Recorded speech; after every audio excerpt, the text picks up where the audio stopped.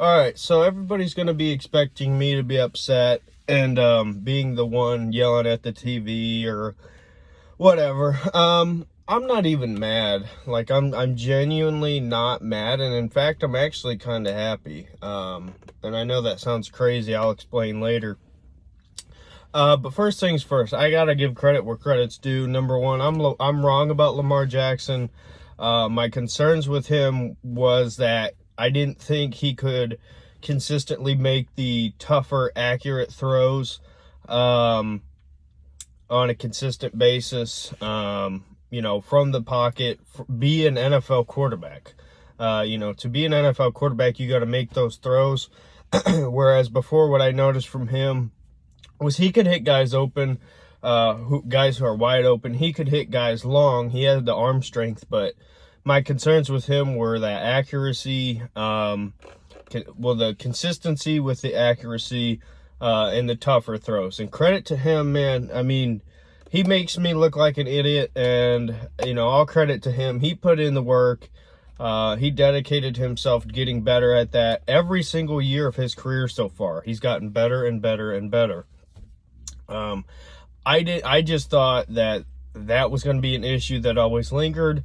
And who knows, he's not going to be perfect all the time, but for the most part, as far as improving on it, he's absolutely improved.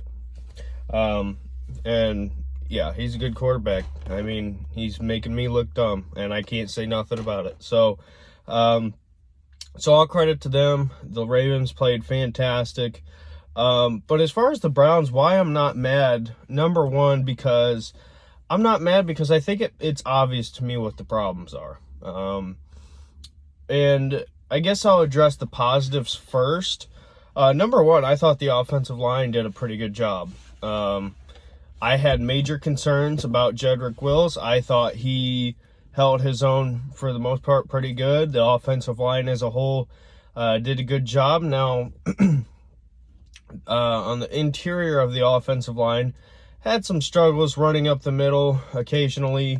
But overall, honestly, I didn't think they were that bad. To be fair, I stopped watching going into, I believe, mid-third, going into the fourth. I don't even know. But I seen on Twitter when I'm at Taco Bell, by the way. I had to go to the place that makes me happy. So, I seen that Jedrick Wills was hurt his leg. I don't know if it's serious.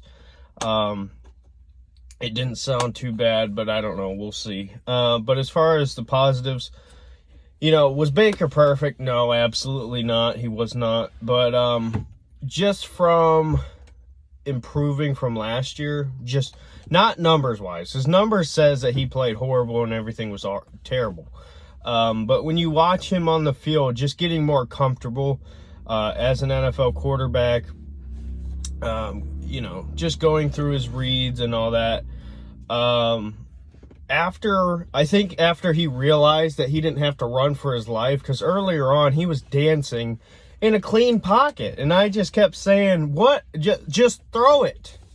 Like, you're sitting back there dancing around, a couple seconds after you drop back. It's like, dude, you have a clean pocket, sit back there, take a deep breath, go through your reads, hit your man. Where early on he had that problem. Later on, I thought he got a lot better with that. I think he finally realized, oh, hey, this line can actually block more than a second, unlike last year. So to me, that's a big positive. So the running backs, when they got the ball, did pretty well. Kareem Hunt has more burst than Nick Chubb, but Nick Chubb is a different running back than Kareem Hunt. So, they're different style backs, but I liked what I seen from them for the most part. Jarvis Landry, I thought, did a good job. The tight ends should have got used a lot more. Shout out to David Njoku. He absolutely looked god-awful in practice and training camps, and he actually looked pretty good. He was probably the best player on offense. Or at least one of the best. So credit to him, and I'll get into him later, but those are the positives. I think the defensive line earlier on they struggled. Later on, I thought they did a pretty good job. of getting pressure. So that's a good sign going forward. But as far as the negatives, let's start on defense. Secondary was awful. Denzel Ward looked like he didn't know what he was doing for the most part. The safety struggled. Andrew Sendejo's terrible.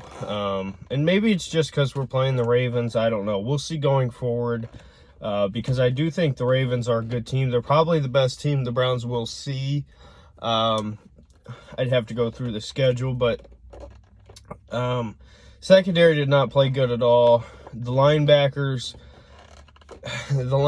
were the weakness. We knew this. But I thought Jacob Phillips, for a rookie stepping in, for a thin linebacking core, I thought he did his job very well.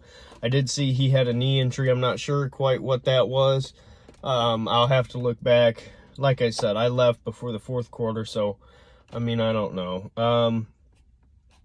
The negatives, I'm trying to think defensively. I don't want to keep hammering on it. So, Austin Seibert needs to be cut. The Browns need a new kicker. He's terrible. You can't miss those kicks. It'd be different if he was, if it was distance. But he missed 2 kicks that I watched. And they were close kicks that he should have absolutely made. If he can't make those, he can't be a kicker in the NFL. So, you might as well cut your losses now and get rid of him. Because that could have easily given the Browns some momentum if he would have made, especially the 3-point kick. And actually, I think that's what happened last year. He missed the kick after the first score of the Titans game, and then it was all downhill from there. So, yes, we used a 5th-round pick on Austin Seibert. Get rid of him. He's terrible. It is what it is. So, special teams I thought was a little rough. As a whole, Jamie Gillen's phenomenal. Jamie Gillen's insane. And I like the decision to go for it there where he fumbled. But I thought the play design going for it was not smart. I thought they should have done it a different way. Now, in hindsight, obviously, if they would have made it, we'd all be saying that's genius. So, it is what it is there. Let's get to the biggest point here. Odell Beckham Jr. I like the guy. I think he is a good player. I don't hate him like a lot of people will. I don't think that he's as big of a problem some places, but here's the deal. There's a reason why Baker Mayfield in year 1 was so good.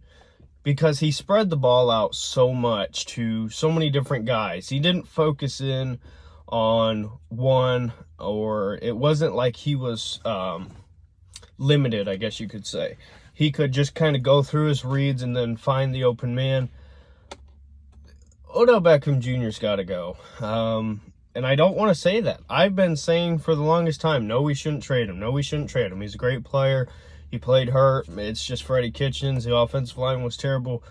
Here's the problem. If you don't get OBJ the ball early on and kind of get him happy, get him in rhythm, he's not going to try on any of the rest of the plays.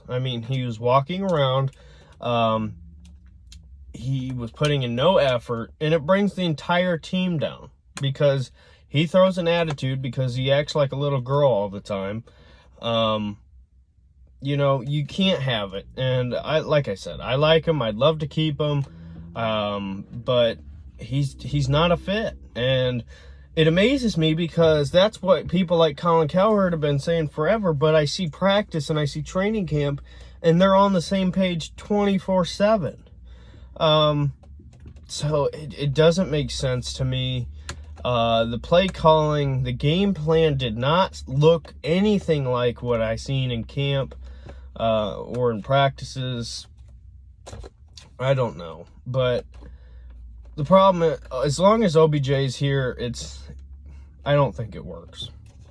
I don't think it works. This system needs to run through the running backs who started off pretty good early on, and then we just stopped giving them the ball because our defense was getting murdered. So this offense needs to roll through the running backs. go through the running backs, the tight ends, and then Landry needs to be your number one.